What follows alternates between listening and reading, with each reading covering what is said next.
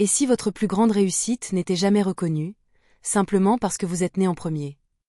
Je me souviens encore de l'odeur de lavande qui flottait dans l'air frais du matin, devant notre maison au toit d'ardoise, entourée de rosiers taillés avec soin. Le soleil traçait de longues traînées dorées sur la haie blanche, et à l'intérieur, tout ressemblait à une carte postale d'un bonheur familial parfait. Mais les apparences mentent. Et parfois, le plus beau cadre dissimule les vérités les plus cruelles. Je m'appelle Élodie Moreau, et je suis l'aînée d'une famille qui ne valorisait le potentiel que lorsqu'il appartenait à quelqu'un d'autre. Mes parents, Claire et Damien Moreau, avaient des principes éducatifs bien précis. Pas durs, non. Mais scientifiques. Calculés. Mon père, ingénieur en informatique, griffonnait sans cesse des équations sur des coins de nappe. Ma mère, quant à elle, collectionnait les ouvrages de puériculture comme d'autres collectionnent les romans policiers. Avant même ma naissance, j'étais son projet pilote. Dès mes premiers mots, chaque geste, chaque progrès était scruté, noté, comparé. À 2 ans, je récitais déjà l'alphabet, à l'envers. Non pas pour m'amuser, mais parce que cela stimule davantage les connexions neuronales, selon ma mère. Je faisais de mon mieux. Vraiment. Mais à 5 ans, alors que j'écrivais encore mon prénom de travers et que je confondais souvent le 6 et le 9, j'ai entendu maman soupirer dans la cuisine. Damien, je crois qu'elle ne sera pas aussi vive qu'on l'espérait. Elle ne chuchotait même pas. Elle l'annonçait comme on lit un bilan d'entreprise. Mon père avait simplement hoché la tête, comme s'il cochait une case sur un tableau Excel. Et puis il y a eu Juliette. Ma petite sœur est arrivée lorsque j'avais 7 ans, et soudain, la maison s'est métamorphosée. Le centre de gravité a changé. Les murs se sont couverts de lettres colorées, de mobiles éducatifs, et de photos de Juliette en train de sourire devant des puzzles de 100 pièces. Moi, j'avais droit aux anciens cahiers d'exercice, cornés et obsolètes. Un jour, je construisais silencieusement une tour en Lego dans le coin du salon. Maman est passée, a effleuré mon épaule sans s'arrêter, puis s'est penchée vers Juliette, qui babillait dans sa chaise en bois verni dernier cri. Elle n'a que 10 mois et elle commence déjà à reconnaître les motifs, s'extasia-t-elle. Puis, se tournant vers moi, sans chaleur. Continue à jouer, Élodie. Tu vas peut-être finir par comprendre. Je n'ai pas pleuré. J'ai juste hoché la tête et continué à empiler mes briques. À 9 ans, j'ai remporté le 2e prix d'un concours de dessin à l'école, un renard solitaire sous la neige. J'étais fière, pour une fois. Je suis rentrée en courant, le cœur battant, le diplôme dans la main. Maman l'a à peine regardé. C'est bien. Mais Juliette a lu son premier livre aujourd'hui. En anglais. Toujours ce en anglais, comme si ça rendait tout miraculeux. Papa n'a même pas levé les yeux de son sudoku. Ce jour-là, j'ai rangé mes crayons. Définitivement. À 10 ans, j'ai arrêté d'attendre les compliments. À 11, j'ai renoncé aux câlins. À 12, j'ai cessé d'exister. Enfin, pour eux. Il y a des lieux qui nous façonnent.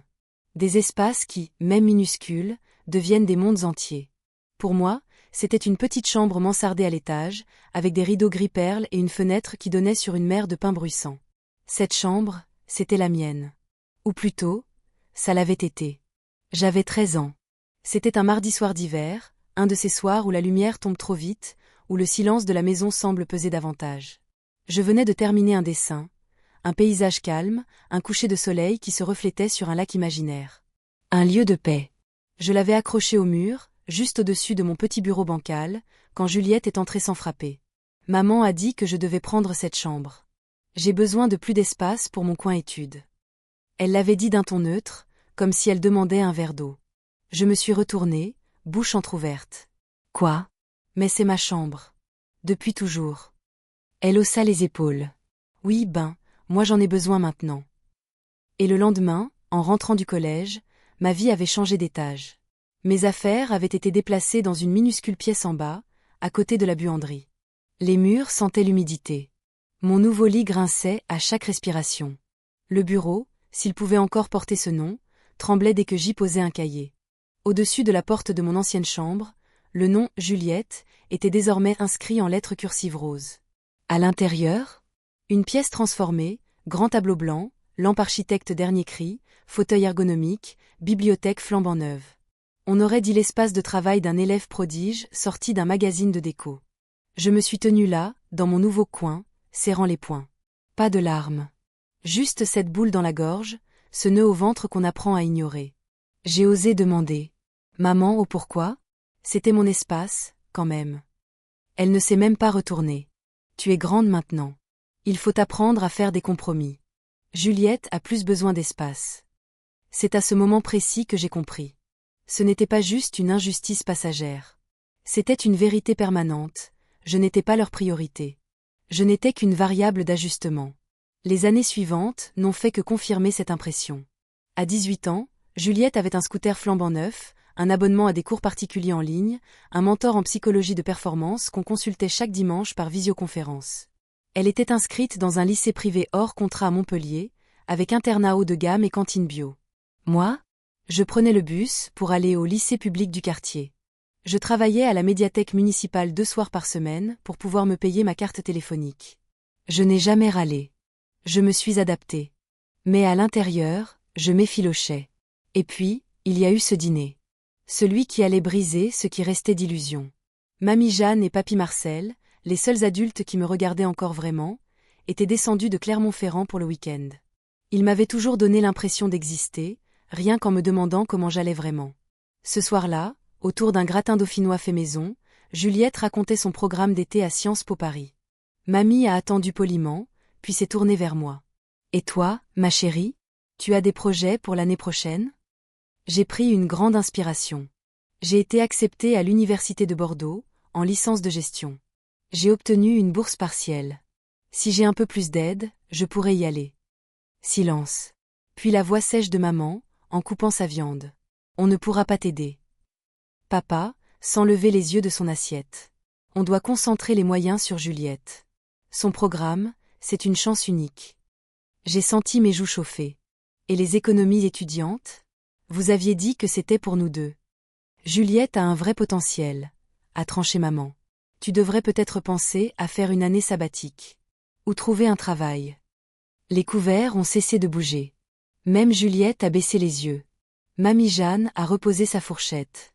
Claire, tu veux dire que vous ne donnerez rien à Élodie? Ce n'est pas aussi simple, maman. On fait ce qu'il faut pour le bien de la famille. Traduction, le bien de Juliette. Après le repas, je suis allée faire la vaisselle, les mains tremblantes sous l'eau chaude. Et là, mamie m'a rejointe. Elle a posé sa main sur mon épaule. Une main douce, ferme. Elle n'a pas parlé tout de suite. Puis doucement. Tu ne dois pas porter tout ça seule. J'ai murmuré. Mais la fac coûte cher. Je ne veux pas être un poids pour vous non plus. Elle m'a regardé droit dans les yeux. Ce n'est pas un poids. C'est un investissement. Et nous croyons en toi. On paiera tout. Pas de prêt. Pas de conditions. J'ai cru que je rêvais. Je n'ai pas pu répondre. Trop d'émotions coincées dans ma gorge. Mais cette nuit-là, pour la première fois depuis longtemps, j'ai pleuré. Pas de colère. Pas de tristesse. De soulagement. Enfin, quelqu'un me choisissait. On croit souvent que partir, c'est fuir. Mais parfois, c'est simplement apprendre à respirer. Quand je suis arrivée à Bordeaux, à l'université, c'était comme si on m'avait ouvert une fenêtre après des années passées dans une pièce sans air. Pour la première fois, je n'étais plus l'aînée invisible, ni celle qu'on tolère par obligation. J'étais juste Élodie. Et c'était suffisant. Ma chambre en résidence universitaire était minuscule, les murs un peu jaunis, le lit grinçait à chaque mouvement, mais c'était mon espace, mes règles. Le matin, les oiseaux du parc voisin chantaient juste sous ma fenêtre, et le soir, les rires d'étudiants résonnaient dans les couloirs comme une promesse de liberté. Ma colocataire, Inès, étudiait les sciences politiques. Elle portait toujours des pulls trop grands, collectionnait les mugs à messages féministes, et parlait sans jamais se censurer. On passait des soirées entières à refaire le monde, à parler de nos familles bancales, de nos rêves fous, de nos peurs d'échouer. Avec elle, je me sentais écoutée. Vraiment. Les cours à la fac n'étaient pas faciles. Les amphis étaient froids, les profs exigeants, les TD parfois expéditifs. Mais j'adorais ça. La gestion, l'économie comportementale, les modèles d'analyse financière. Tout cela m'ouvrait un monde où la rigueur côtoyait la psychologie humaine. J'avais enfin trouvé une langue dans laquelle je pouvais m'exprimer. Pas avec des mots, mais avec des chiffres, des courbes, des tendances. Je prenais des petits boulots pour m'en sortir. Serveuse dans un bar à vin du centre-ville, tutrice en compta pour les L1, et même, à un moment, distributrice de flyers dans les rues de Saint-Michel. Chaque euro gagné me rendait plus forte. Je n'avais pas de parachute. Pas de parents prêts à me repêcher. Alors je courais, sans filet. Et je tenais debout. C'est dans le club d'investissement universitaire, un petit cercle presque confidentiel, que ma vie a vraiment changé. Là, j'ai rencontré Monsieur Delorme, un professeur de finance analytique à la retraite, passionné par les jeunes talents. Il portait des vestes en tweed, buvait du thé Darjeeling à 17h pile, et citait Simone Veil entre deux analyses de marché. Il m'a repéré dès la première séance. Vous restez toujours après les réunions. Pourquoi? J'ai encore des questions. Il a souri. Bonne réponse. Quelques semaines plus tard, il m'a proposé de postuler pour un stage d'été chez Valtier et Associés, une société de gestion d'actifs à Paris. Le genre d'endroit où les CV viennent d'HEC, de Dauphine ou de Sciences Po. Certainement pas d'une simple licence de Bordeaux. Mais il croyait en moi. Et, cette fois, moi aussi. Je suis montée à Paris avec une valise trop lourde, un tailleur emprunté à Inès, et des chaussures qui me faisaient un mal de chien. Le siège de Valtier et Associés dominait la place Vendôme, un bâtiment en pierre de taille, sol en marbre, réceptionniste qui ne souriait qu'au cadre sup. En entretien, un homme au regard perçant m'a posé cette question. Quel est le facteur le plus important dans une stratégie d'investissement? J'ai respiré. Longtemps. Puis j'ai répondu. Comprendre la psychologie derrière les chiffres. Les données racontent une partie de l'histoire. Mais les décisions humaines? C'est là que tout se joue. Il a hoché la tête. Un seul hochement. Mais suffisant. Le lendemain, j'ai reçu un email, accepté. Ce stage a tout déclenché. J'ai appris à décoder les mécanismes d'un portefeuille à haut rendement, à repérer les tendances avant qu'elles n'apparaissent dans les journaux économiques, à comprendre qu'un soupir ou un silence dans une réunion en disait souvent plus que des heures de slide. Quand le stage s'est terminé, ils m'ont gardé pour un CDD de 6 mois, puis un CDI. Et moi, j'ai enfin compris quelque chose, je ne cherchais plus à être vue. Je créais quelque chose. Un avenir. Un destin. Le mien. À 24 ans, je recevais mon diplôme de master, mention très bien, avec un mémoire primé par la revue régionale Finance et Stratégie pour son approche originale de la modélisation prédictive des marchés.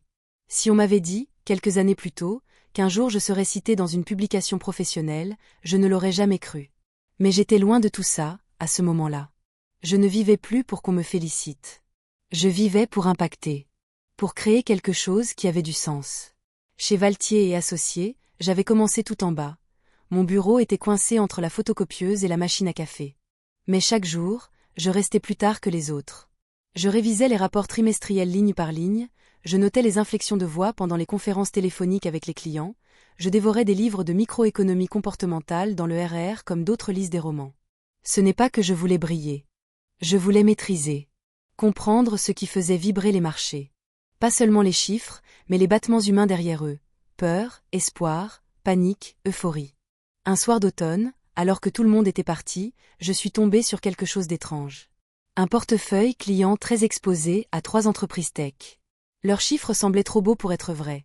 Une croissance linéaire, sans impact des fluctuations du marché. Ce qui, en finance, est aussi probable que de trouver un ticket de métro usagé et propre. Intriguée, j'ai commencé à remonter la piste. J'ai passé la nuit au bureau, avec un bol de ramen instantané et mes écouteurs dans les oreilles. J'ai fouillé les annexes comptables, les audits externes, les historiques de commandes. À 4 heures du matin, j'avais trouvé. Ces entreprises rachetaient elles-mêmes leurs produits pour gonfler artificiellement leur chiffre d'affaires. Une pyramide. Une illusion.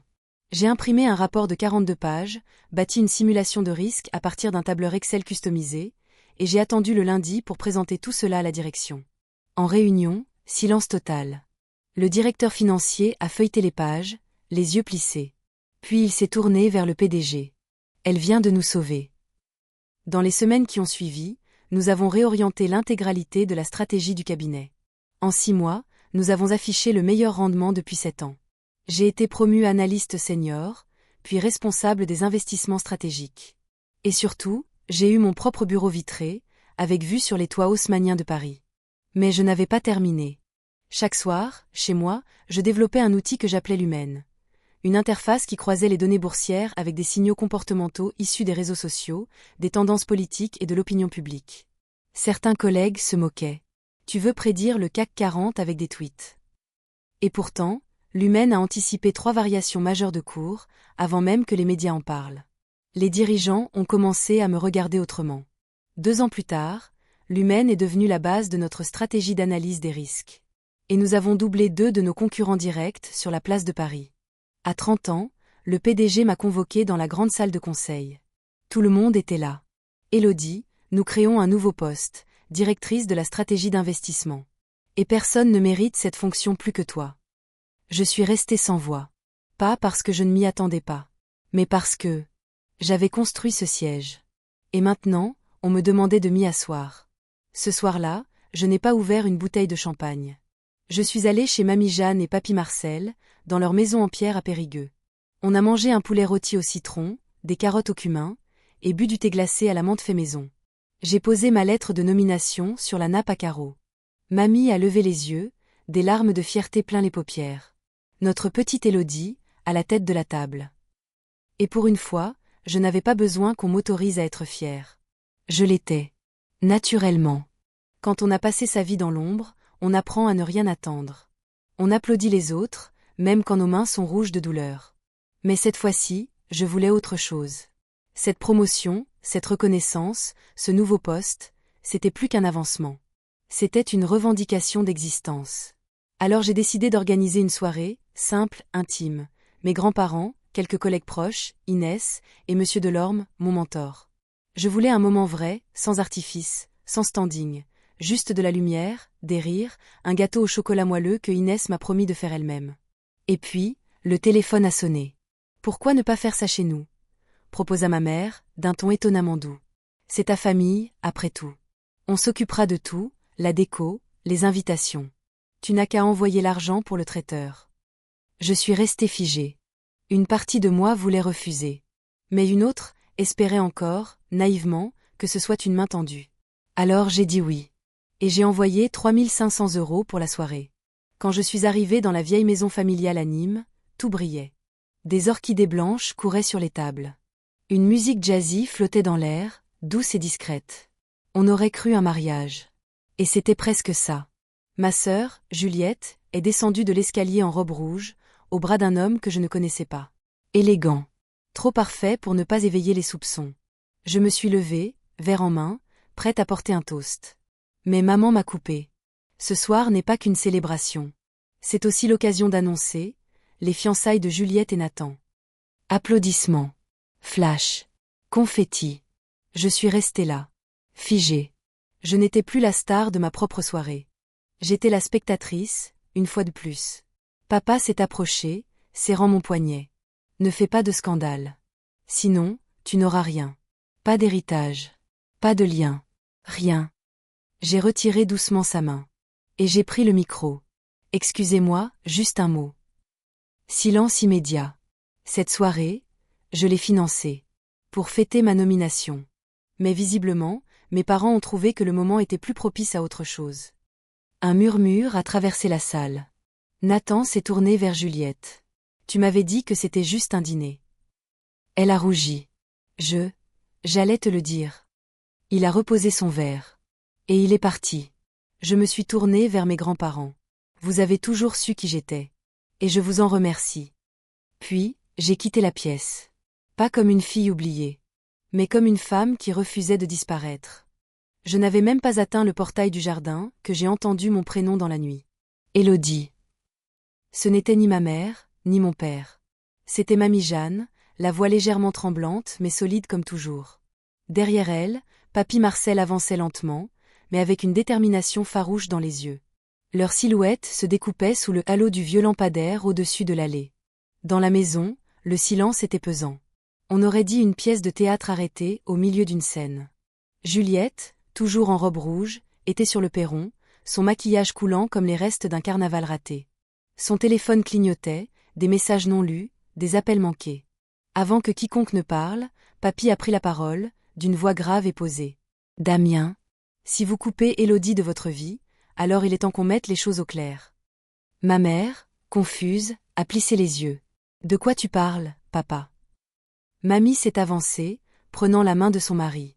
Sa voix était calme, mais chaque mot portait le poids de décennies de silence rompu. Nous avons changé notre testament. Il y a 3 mois. Une onde de choc a traversé la pièce. On aurait pu entendre tomber une fourchette sur la moquette. Tout ce que nous possédons, la maison à Périgueux, nos économies, nos placements, notre assurance vie, tout ira à Élodie. Le visage de ma mère est devenu livide. Quoi ? Mais, elle n'est même pas. Juliette est ma fille. Justement. Et tu l'as toujours traitée comme ta seule fille. Pendant que l'autre apprenait à se taire. Juliette a crié. C'est ça? Vous pensez qu'elle est meilleure que moi?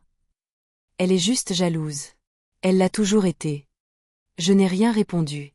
J'ai laissé les mots flotter. La vérité n'a pas besoin de défense quand elle est évidente. Mamie s'est tournée vers Juliette. Juliette, tu as reçu chaque avantage sans jamais les remettre en question. Et ce soir, tu as accepté qu'on vole à ta sœur l'espace qu'elle avait gagné. Ce n'est pas de la réussite, c'est de la complaisance. Juliette s'est retournée et a couru à l'intérieur. La robe rouge s'est envolée dans l'escalier comme un rideau qu'on referme sur une tragédie. Ma mère m'a fait face, ses mains tremblantes. Pour qui tu te prends, à humilier ta sœur comme ça? Je l'ai regardée pour la dernière fois. Sans colère. Sans pitié. Juste, lucide. Pour quelqu'un qui, enfin, a osé dire la vérité. Et c'est là que mon père, toujours silencieux jusque-là, a lâché d'une voix froide. Si tu pars maintenant, tu n'es plus notre fille. Tu n'auras rien. Pas un mot. Pas une place à Noël.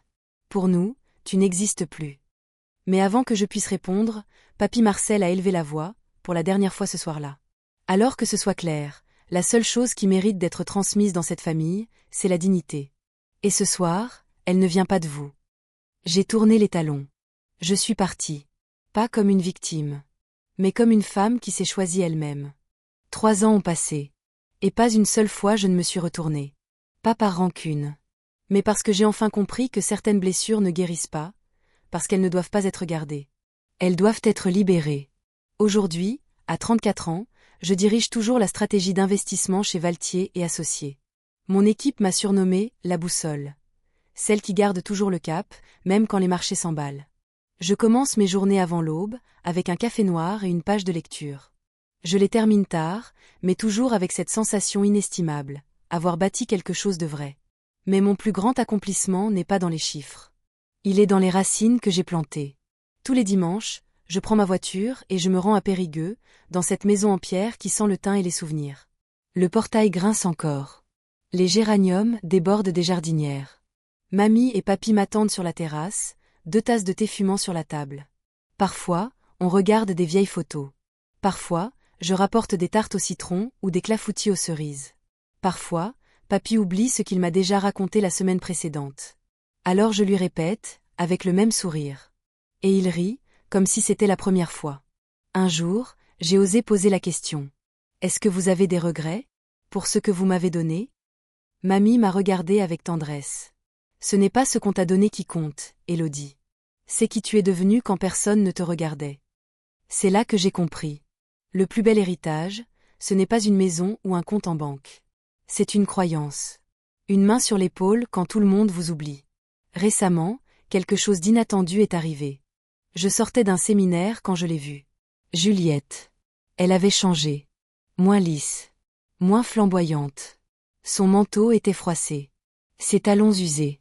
Elle avait l'air fatiguée. Elle a parlé la première. Je ne suis pas venue pour m'excuser. Mais je voulais comprendre. Comment tu fais? Comment tu continues sans personne pour t'aider? Je ne l'ai pas interrompue. Je ne l'ai pas repoussée. J'ai simplement répondu. Parce qu'il y a eu un moment où je n'avais vraiment personne. Et c'est là que j'ai appris à tenir debout. Elle est restée là un instant, immobile. Puis elle est repartie, sans un mot. Je ne sais pas si elle changera. Mais moi, je sais que je suis déjà ailleurs. Aujourd'hui, je mentor des jeunes femmes dans la finance. Surtout celles qui n'ont pas de piston, pas de réseau, juste du courage brut. Je leur dis la vérité. On peut réussir sans vengeance. Diriger sans héritage. Briller sans permission. Une stagiaire, Nina, m'a demandé un jour. Tu ne regrettes jamais que ta famille ne t'ait pas aimé autrement? J'ai réfléchi. Puis j'ai répondu. Parfois. Mais si ça avait été le cas, je ne serais jamais devenue la femme que je suis. Sur le rebord de ma fenêtre, il y a un petit cadre avec cette phrase. Fleurie même dans l'ombre. Et chaque jour, je le fais.